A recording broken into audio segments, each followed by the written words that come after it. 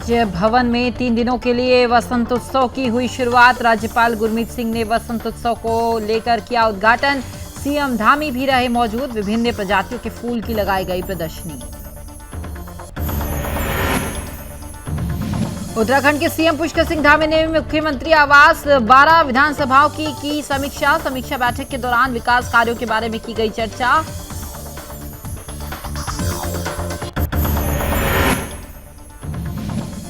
उत्तराखंड में होली के पर्व को लेकर खाद्य विभाग ने कसी कमर। रामनगर में जनता के स्वास्थ्य के साथ खिलवाड़ करने वाले मिलावटखोरों के खिलाफ खाद्य विभाग की टीम ने दुकानों में की छापेमारी। कई दुकान से लिया गया मिठाइयों का सैंपल।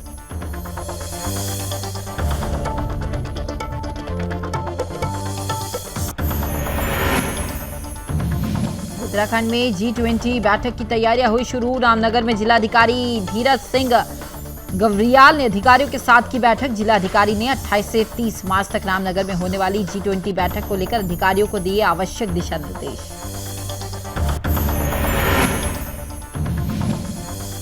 और होली पर्व को लेकर तैयारियां हुई तेज। स्थानीय लोगों के साथ प्रशासन ने की बैठक। पुलिस प्रशासन ने लोगों से होली का पर्व शांतिपूर्ण तरीके से मनाने की अपील।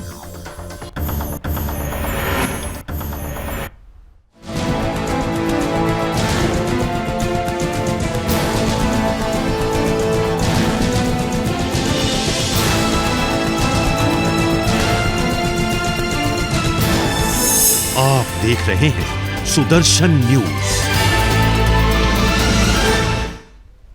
नमस्कार, उत्तराखंड विशेष देख रहे हैं आप और मैं हूं आपके साथ स्मारिका ढाकरे। उत्तराखंड की खबरों का रुख करेंगे। जी आपको बताएं, उत्तराखंड राज्य भवन में 3 दिनों के लिए वसंत उत्सव की शुरुआत हो गई है। अगले 3 दिनों तक राज भवन रंग बिरंगे फूलों से सजा हुआ नजर आएगा। आपको बताएं, उत्तराखंड के राज्यपाल गुरमीत सिंह ने वसंत उत्सव का उद्घाटन किया और इस दौरान मुख्यमंत्री पुष्कर सिंह धामी भी राजभवन में मौजूद नजर आए। इस आयोजन में प्रदेश के 30 विभाग हिस्सा ले रहे हैं और इस बीच विभिन्न प्रजातियों के पुष्पों की प्रदर्शनी यहां लगाई गई और अगले 3 दिनों तक आम जनता के लिए राजभवन को खोल दिया गया है। अब सभी लोग यहां पर आकर रंग बिरंगे फूलों को देखकर यहां का लुत्फ उठा सकते हैं। इस आयोजन में 16 मुख्य प्रतिभागियों की 62 श्रेणियों में प्रथम, द्वितीय और तृतीय पुरस्कार दिए जाने वाले हैं। कुल 186 पुरस्कार विजेताओं को दिए जाने वाले हैं। इस साल प्रतियोगिता में पहली बार 4 नई श्रेणियों रूफटॉप गार्डनिंग, बोनसाई, टेरारियम और शहद भी शामिल किया गया है। राज्यपाल गुरमीत सिंह और मुख्यमंत्री धामी जी ने सभी को इस आयोजन में शामिल होने की अपील की और इस दौरान राज्यपाल गुरमीत सिंह ने कहा कि राजभवन में इस आयोजन का जो नज़ारा है वो देखते ही बनता है। उद्घाटन के पहले ही दिन काफ़ी तादाद में लोगों की मौजूदगी इस बात की ओर इशारा करती है कि लोग इस आयोजन को लेकर कितने उत्साहित हैं। तो वहीं मुख्यमंत्री पुष्कर सिंह धामी ने कहा कि वसंत ऋतु में मां सरस्वती की सबसे ज़्यादा आराधना की जाती है और वसंत ऋतु सबके खुशी, प्रसन्नता और प्रगति का प्रतीक भी माना जाता है। तो तस्वीरें भी आपको दिखा रहे हैं कि 3 दिनों से किस तरीके से अब वसंत उत्सव की शुरुआत उत्तराखंड के राजभवन में हुई है। राज्यपाल गुरमीत सिंह, मुख्यमंत्री पुष्कर सिंह धामी इस दौरान मौजूद रहे और विभिन्न प्रजातियों की फूलों की प्रदर्शनी यहां पर लगाई गई है। तो उसी संवाद के कार्यक्रम में क्योंकि माननीय विधायक गणों से, हमारे जनप्रतिनिधियों से, आम जनता का सीधे सीधे संवाद रहता है, सीधे सीधे उनकी बातें होती हैं, उन सबका फीडबैक लेकर उसके समाधान के लिए हम सब लोग बैठेंगे, आगे के रास्ते खोजेंगे, जिससे कि हमारी जो गवर्नेंस की कार्यप्रणाली है, सुशासन है, ठीक दिशा में आगे बढ़े। ठीक है, ये ऋतु हम सबके प्रगति का घोतक है, उन्नति का घोतक है, आगे बढ़ने की घोतक है और हर प्रकार से मैं कहूँ कि एक खुशी के रूप में बसंत ऋतु और माँ सरस्वती की सबसे ज़्यादा स्तुति करने का ये बसंतोत्सव का जो यहाँ पर कार्यक्रम आयोजित किया गया है, ये 3 दिवसीय, ये निश्चित रूप से हमारे प्रदेश के लिए, क्योंकि जहाँ पुष्प के क्षेत्र में, हॉर्टिकल्चर के क्षेत्र में जिस पर हम लोग बहुत काम कर रहे हैं, वह एक अच्छा मंच और एक अच्छा स्थान, इसमें 700 से भी ज़्यादा ग्रुप हमारे इसमें भाग ले रहे हैं। उन सभी को अपने अपने जो उत्पाद हैं उन उत्पादों को कहीं न कहीं एक बड़ा स्थान प्राप्त होगा। और मैं इस आयोजन के लिए सभी को, जो भी इसमें आयोजक हैं और जो भाग लेने वाले लोग हैं, सभी को बधाई देता हूँ। आज 3 दिवसीय स्प्रिंग फेस्टिवल का उद्घाटन किया गया है, शुभारंभ किया गया है वसंत उत्सव 2023। सच कहूं तो आज का दिन बिल्कुल अलग ही लग रहा है, क्योंकि आज जो हमारे पुष्प की पार्टिसिपेशन है, हमारे कृषकों की पार्टिसिपेशन है, आज के इस इवेंट के अंदर में बहुत नई चीजें हैं जो पहले नहीं हुई है। पहली बार है कि ये स्प्रिंग फेस्टिवल 3 दिन का है। देखिए, शिव जी का आशीर्वाद, 3 दिन का 3 दिवसीय इवेंट है। आज 3 तारीख है, तीसरा महीना है, और अगर आप देखेंगे तो आज जो पार्टिसिपेशन है वो अपने आप से अलग ही है। पिछली बार 200 सेल्फ हेल्प ग्रुप्स ने पार्टिसिपेट किया था, इस बार 785 ग्रुप्स पार्टिसिपेट कर रहे हैं। मुझको लगता है कि इस बार जिस एक अलग ही उत्साह के साथ पे सबने पार्टिसिपेट करने का सोचा है, बीड़ा उठाया है, ऐसा लगता है कि ये हार्टिकल्चर और जो एग्रीकल्चर प्रोड्यूस है, इसके अंदर में उत्तराखंड एक नया कीर्तिमान एस्टैब्लिश करेगा। तो वहीं उत्तराखंड के सीएम पुष्कर सिंह धामी मुख्यमंत्री आवास में पौड़ी लोकसभा की 12वीं विधानसभाओं की समीक्षा करने पहुंचे। इस दौरान विधायक भी मौजूद रहे, जिसकी तरफ से विकास कार्यों की प्रस्तुति यहां पर दी गई है। इस दौरान उत्तराखंड के मुख्यमंत्री पुष्कर सिंह धामी ने कहा कि ये रूटीन बैठक है, जिसके जरिए विकास कार्यों की समीक्षा होती है।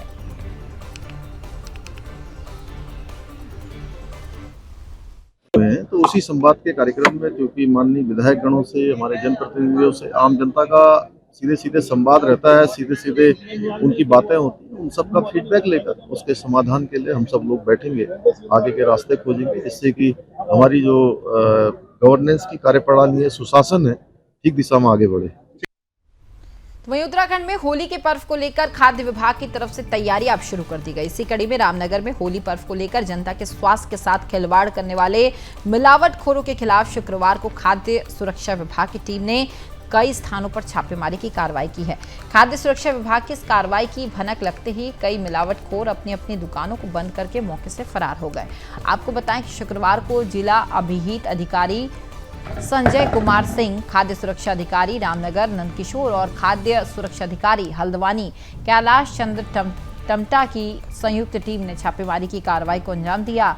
जिला अभिहित अधिकारी संजय कुमार सिंह ने यह बताया कि होली पर्व को लेकर विभाग की तरफ से यह कार्रवाई की जा रही है, और उन्होंने ये भी बताया कि कई दुकानों पर मावा पनीर घी के साथ ही मिठाइयों का सैंपल भी लिया गया है।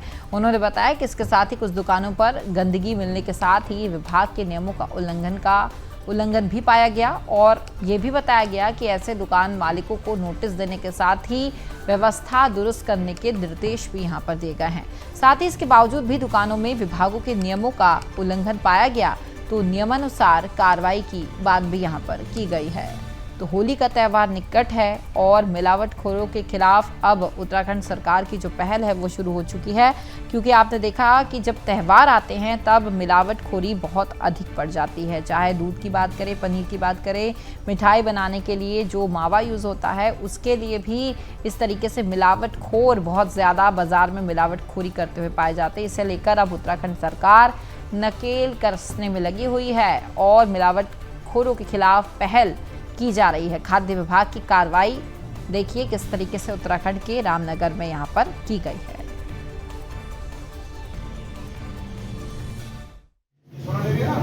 कि जैसे होली का त्यौहार आ रहा है तो इस समय दूध की, मावे की, पनीर की डिमांड बढ़ जाती है, तो आशंका रहती है कि कहीं किसी तरह का कोई सब स्टैंडर्ड या मिलावटी तो चीज़ें नहीं है, तो उसको देखते हुए विभाग कार्रवाई कर रहा है। आज हम यहाँ रामनगर में कार्रवाई कर रहे हैं। इसमें हमने जो यहाँ मावे के सप्लायर हैं, जो पनीर की सप्लाई हो रही है, इसके अलावा जो मिठाई है, घी है, इन सब चीज़ों के सैंपल हमने लिए हैं और इसको जांच के लिए भेजा जा रहा है। कहीं एक दो जगह जहां हमें कमी मिली दुकानों में, प्रतिष्ठानों में, वहाँ हम सुधार सूचना इम्प्रूवमेंट नोटिस दे रहे हैं, उनको समय दे रहे हैं, उस समय में सुधार करेंगे, वरना फिर आगे कार्रवाई की जाएगी। पिछले लगभग 10 दिन से हम लोग लगातार कार्रवाई कर रहे हैं और अभी तक लगभग 27-28 हम लोग नमूने ले चुके हैं। इसके अलावा हम जहाँ गंदगी मिलने पर भी 4-5 जगह कार्रवाई की है, उन पर नोटिस सीधे, कुछ जगह चालान किए हैं सीधे, जिनमें हम कोर्ट में केस दायर कर रहे हैं।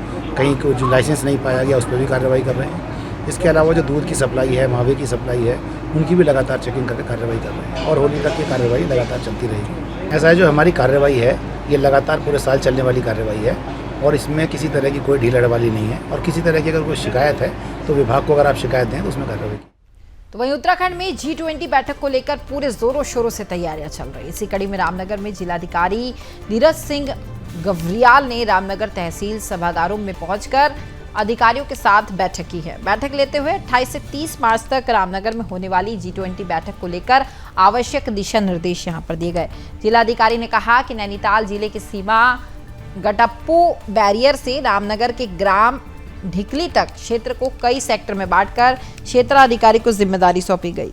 उन्होंने कहा कि ये बैठक ढिकोली स्थित ताज और नमा रिजॉर्ट में आयोजित होने वाली है। साथ ही उन्होंने संबंधित विभागों के अधिकारियों को निर्देश देते हुए कहा है कि जिस क्षेत्र से बाहर आने वाले डेलीगेट का भ्रमण होगा उस इलाके में साफ सफाई और सड़क दुरुस्त करने के साथ ही स्वास्थ्य और यातायात की जो सुरक्षा व्यवस्था के पुख्ता इंतजाम को लेकर अधिकारियों को निर्देश अब दे दिए गए हैं। साथ ही उन्होंने ये भी कहा कि क्षेत्र में सड़क किनारे अतिक्रमण और प्रचार प्रसार के लिए लगे बोर्डों को हटाने के साथ ही सरकारी भवनों और स्कूलों के बाहर साफ सफाई के अलावा रंगाई एवं पेंट्स करने के निर्देश भी दे दिए गए हैं। उन्होंने ये भी कहा कि इसको लेकर शुक्रवार से जो अभियान है वो अब चलाया जाएगा। जिलाधिकारी ने आगे बताया कि इस बैठक में भाग लेने वाले डेलीगेट्स कार्बेट पार्क के भ्रमण पर भी रवाना होंगे, जिसको लेकर वन विभाग और पार्क प्रशासन को भी आवश्यक दिशा निर्देश दे दिए गए हैं। उन्होंने ये भी बताया कि G20 की बैठक उत्तराखंड के लिए एक अहम बात साबित हो सकती है। साथ ही इससे भाग लेने वाले डेलीगेट्स यहां से एक अच्छा संदेश लेकर जाए, उनका यही प्रयास है।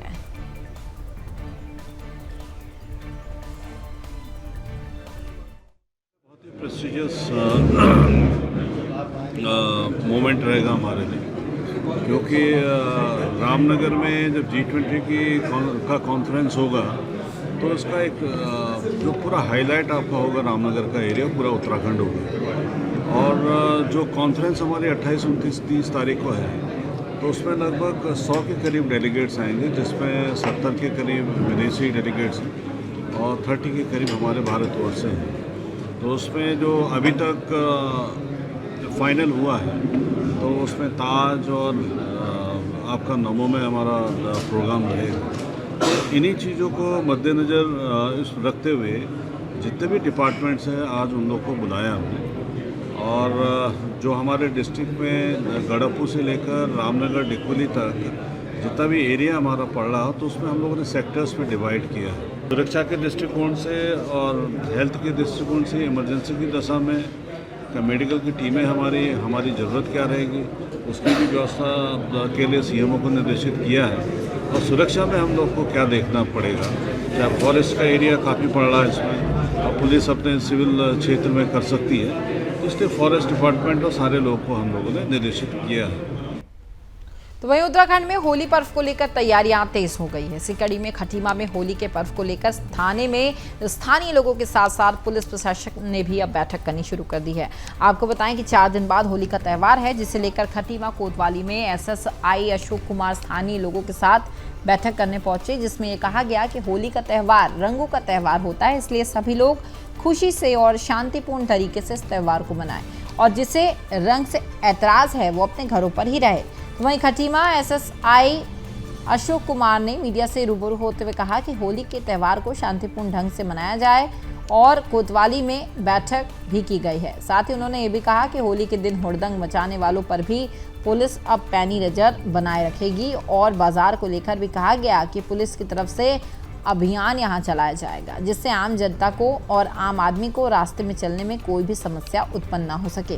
तो वहीं SSI अशोक कुमार ने कहा कि होली त्यौहार के चलते जगह जगह पुलिस तैनात की जाएगी, जहां होली का दहन भी किया जाता है और पुलिस प्रशासन की तरफ से गश्त भी लगाया जाने वाला है। पूर्ण रूप से कहा जा सकता है कि पुलिस प्रशासन की तरफ से बैठक करके लोगों से अपील की गई है कि होली पर लोग हुड़दंग ना करें और शांतिपूर्ण तरीके से होली का त्यौहार मनाएं।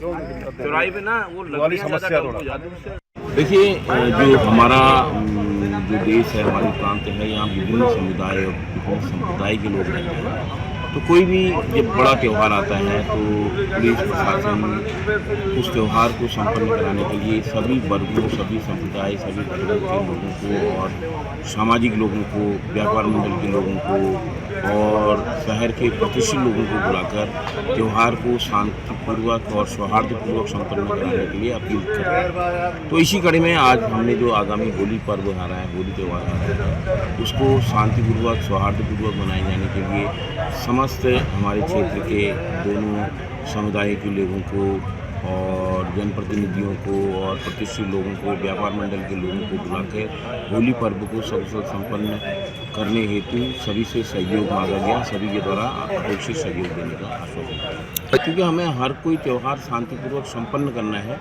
उसमें जो भी बाधक होंगे, जो हुड़दंग करेंगे और जो भी होंगे, उनके विरुद्ध बिल्कुल कानूनी कार्रवाई। तो वहीं उत्तराखंड के सितारगंज में लूट का मामला निकलकर सामने आया। आपको बताएं कि सितारगंज क्षेत्र के ग्राम गोविंदपुर में एक घर में चोरों ने लूट की वारदात को अंजाम दे डाला। इस दौरान घर में मौजूद लोगों को लाठी डंडे और चाकू से चोरों ने मारकर गंभीर रूप से घायल कर दिया, जिसके बाद पीड़ित परिवार ने मामले की सूचना पुलिस को दी और पुलिस मौके पर पहुंची और एसपी सिटी मनोज कातियाल घटनास्थल पर पहुंचकर उन्होंने जायजा भी लिया और साथ ही लूट के खुलासे के लिए एसपी सिटी मनोज कातियाल ने 5 टीमों का गठन भी कर दिया। फिलहाल पुलिस ने इस मामले को दर्ज कर लिया है और पुलिस अब आरोपियों की तलाश में लगातार जुटी हुई है। पूरे क्षेत्र में एक चोरी की सूचना हम लोगों को मिली, तो उस पर मौका हम लोगों ने विजिट किया है। उसमें एफएसएल टीम को भी बुलाया गया था और साथ में डॉग स्क्वाड की भी सहायता हम लोगों ने ली है। और जो परिवार वाले हैं उनमें से कुछ लोगों के साथ उनके द्वारा जो अपराधी थे उनके साथ मारपीट भी की गई है, तो उनको भी प्राथमिक उपचार उनका कराया। फिलहाल इसमें हम लोग जानकारी कर रहे हैं, सभी एंगल पे हम लोग इसमें काम कर रहे हैं और हमने इसमें अलग अलग एंगल पे काम करने के लिए 5 टीमें हम लोगों ने इसमें लगाई हैं और हमें उम्मीद है जल्दी इस घटना का हम लोग अनावरण करेंगे। अभी फिलहाल इसमें तहरीर हमें नहीं मिली है, लेकिन जो भी तथ्य हमें इस समय जानकारी से मिले हैं उसके बेस पे हम लोगों ने कार्रवाई इसमें शुरू कर दी है। जैसे ही इसमें इनकी तहरीर आती है हम केस रजिस्टर करके इसमें आगे से कार्रवाई करेंगे।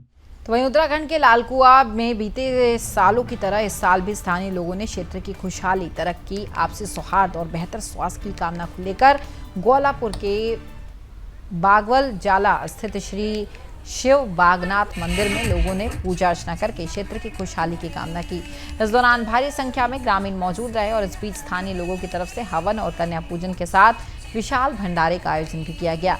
इस मौके पर स्थानीय बच्चों ने रंगारंग कार्यक्रम भी प्रस्तुत किए। आपको बताएं कि लालकुआ में स्थित श्री शिव बागनाथ मंदिर में हर साल स्थानीय लोगों की तरफ से हवन यज्ञ में शामिल होकर विधि विधान से पूजना अर्चना करके सभी के कल्याण की कामना की जाती है। ऐसी ये मान्यता है कि शिव बागनाथ मंदिर में पूजा करने से भक्तों की सारी मनोकामना पूर्ण हो जाती है।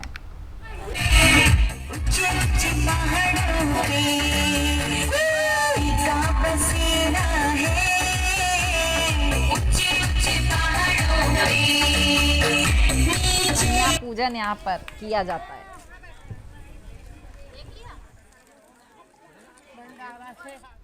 तो वहीं उत्तराखंड के रामनगर में कॉर्बेट टाइगर रिजर्व के पास वन प्रभाग तराई पश्चिमी के फाटू पर्यटन जोन में वन विभाग प्रशासन ने अब पर्यटन गतिविधियां बंद कर दी है।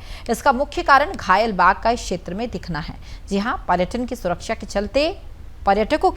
चलते माफ कीजिएगा, विभागों ने यह कदम उठा लिया है और साथ ही बाघ की ट्रैंकुलाइज करने के विभाग अब बाघों को जुटा हुआ है। आपको बताएं कि रामनगर वन प्रभाग तराई पश्चिमी के अंतर्गत पकड़ने वाले फाटो पर्यटन जोन में पिछले 14 फरवरी से पर्यटन गतिविधियां वन विभाग की तरफ से बंद कर दी गई है। इसका मुख्य कारण एक घायल बाघ का दिखना है।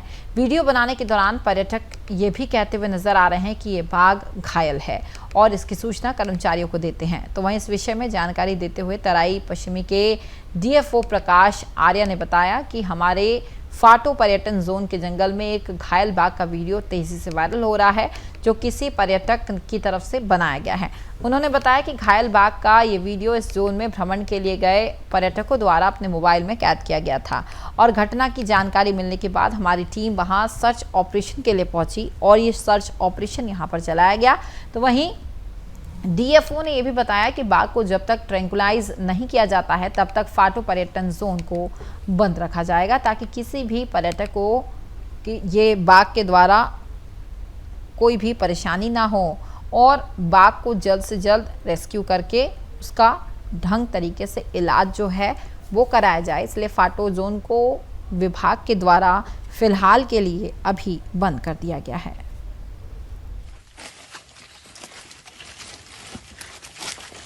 उस बीच में चौड़ नहीं है, वहाँ पे टाइगर अक्सर दिखता है। तो ये क्या कर रहा है कि जैसे फाटो में हमारा 14 तारीख की शाम को ये सूचना प्राप्त हुई कि एक टाइगर वहां पर जो है टाइगर का मूवमेंट है और वो लंगड़ा के चल रहा है। उसके पैर में चोट देखी गई और वो उसका मूवमेंट बड़ा हल्का हल्का था, तो इसलिए उसको टीम वहां भेजी गई। तो टीम ने कहा कि वास्तव में वो टाइगर घायल है। तो घायल टाइगर के वहां पर मूवमेंट को देखते हुए कि कहीं किसी पर्यटक के पे कोई अटैक करने की या कोई इस तरह की किसी गाड़ी के तरफ दौड़ने की उसकी टेंडेंसी को देखते हुए उसको हमने ये निर्णय लिया कि जब तक ये इसका रेस्क्यू नहीं कर लिया जाता तब तक हम इस क्षेत्र को बंद करें, क्योंकि वो बिल्कुल नजदीक है, गेट से लगा हुआ क्षेत्र है जहाँ पर वो टाइगर देखा गया था उस समय।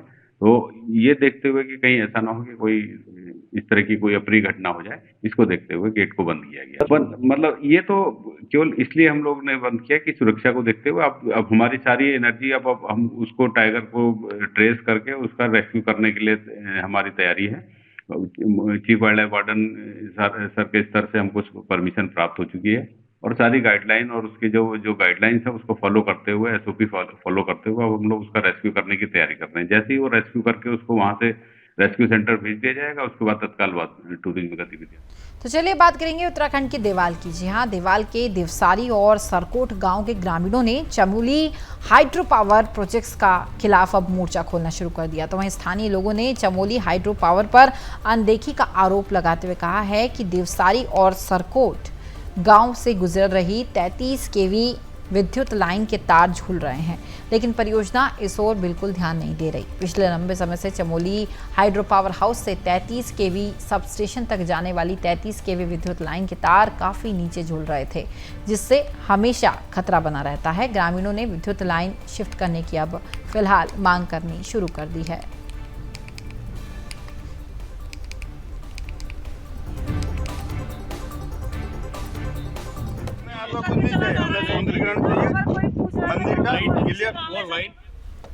तो वहीं हल्द्वानी पुलिस शराब तस्करों को तस्करी करने के लिए नए तरीकों से हैरान नजर आई। जी हां, इससे पहले टैंकर में शराब का जखीरा पकड़ने वाली हल्द्वानी पुलिस को अब डाक पार्सल वाहन से शराब का जखीरा बरामद हुआ। जहां काठ गोदाम थाना पुलिस ने चेकिंग के दौरान 62 पीठियों में लाई जा रही शराब को पकड़ा। तो वहीं 1202 बोतल अवैध शराब के साथ एक तस्कर को गिरफ्तार कर लिया गया, जो कि डाक पार्सल वाहन से शराब लेकर पहाड़ को सप्लाई करने की तरफ जा रहा था। एसएसपी पंकज भट्ट ने बताया कि पंजाब से लाई गई ये अवैध शराब 4 लाख रुपए से अधिक कीमत की बताई गई है। पकड़ा गया तस्कर सुनील हरियाणा का रहने वाला बताया जा रहा है। इस समय होली के मद्देनजर शराब की तस्करी बढ़ गई, जिसे रोकने के लिए पुलिस लगातार अब कार्रवाई कर रही है। तो ये ताज़ा मामला आपको बताएं कि जब सामने आया तो पुलिस ने कार्रवाई करनी शुरू कर दी, क्योंकि होली का त्यौहार निकट है और शराब तस्करी के मामले देश के अलग अलग राज्यों में निकलकर सामने आते हैं। और उत्तराखंड की ये तस्वीर भी आप देख लीजिए, किस तरीके से उत्तराखंड में ये अवैध शराब लेकर ये ड्राइवर जा रहा था। हालांकि अब पुलिस ने इस ड्राइवर को गिरफ्तार कर लिया है और इससे भी पूछताछ अभी जारी है।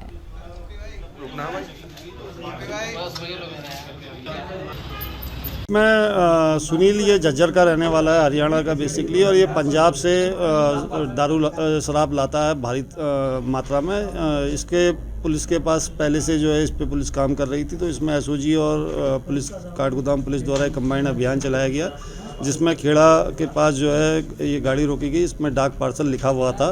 इससे जब कागज़ मांगे गए तो इसके दिखाने में असमर्थता इसने व्यक्त की, तो पुलिस को शक हुआ, तो पुलिस ने पूरी गाड़ी की चेकिंग की, जिसमें 1202 बोतलें शराब की मिली हैं, जिसकी अनुमानित लागत 4 लाख से ऊपर है।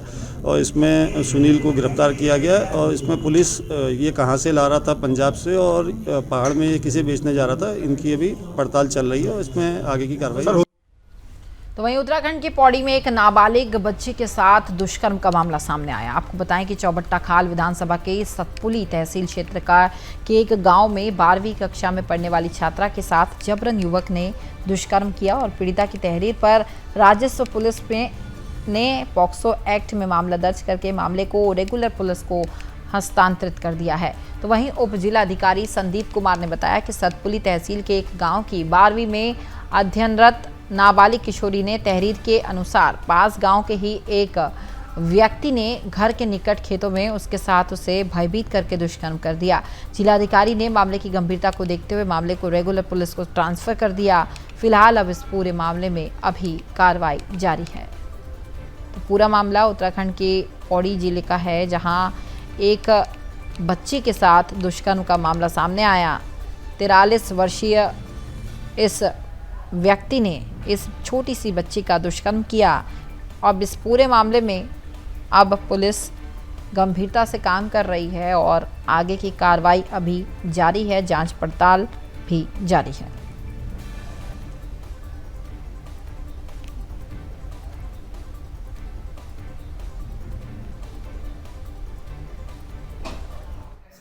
सतपुली क्षेत्रांतर्गत विगत 22 फरवरी में एक मामला हमारे संज्ञान में आया, जिसमें एक जो नाबालिग लड़की है उसके साथ दुराचार का मामला प्रकाश में आया है। उसमें हमें 22 तारीख में तहरीर प्राप्त हुई है, तो हमने 22 तारीख में उसमें FIR लॉन्च कर दी थी। इसके साथ साथ में जो मामला है वो रेगुलर पुलिस को भी हमने ट्रांसफ़र कर दिया है, जिसमें IU नियुक्त हो चुका है तथा विवेचना जारी है। तो वहीं उत्तराखंड के उत्तरकाशी में स्थानीय लोगों ने प्रसिद्ध लोसर मेला आटे की होली खेल कर मनाई है। जी हां, मेले के अंतिम दिन लोगों ने देव डोलियों से सुख संपत्ति की मनौतियां मांगी और मंगलवार सुबह सभी लोगों ने अपना घरों से पुराने झंडे उतारकर नए झंडे लगाए। जादुंग नेलांग से विस्थापित डूंडा में रह रहे जाड़ भोटिया समुदाय के लोसर पर्व में तीसरे दिन की सुबह लोगों ने अपनी धार्मिक आस्था के प्रतीक झंडों को बदलकर नए झंडे भी लगाए और उसके बाद पूरे डूंडा और बीरपुर गांव में आटे की होली खेली गई। स्थानीय लोगों में काफी उत्साह भी इस दौरान देखने को मिला। आप तस्वीरें भी देख सकते हैं किस तरीके से देश में अलग अलग राज्यों में अलग अलग तरीके से होली का ये त्यौहार खेला जा रहा है। हम तस्वीरें आपको उत्तराखंड के उत्तरकाशी की दिखा रहे हैं, जहां आटे की होली प्रसिद्ध है और प्रसिद्ध लोसर यहाँ पर खेला गया और लोगों ने होली का पर्व बड़े ही धूमधाम से यहाँ पर मनाया है। तो फिलहाल उत्तराखंड विशेष में इतना ही, लेकिन सुदर्शन न्यूज में खबरों का सिलसिला लगातार जारी रहेगा। जय हिंद। आप देख रहे हैं सुदर्शन न्यूज।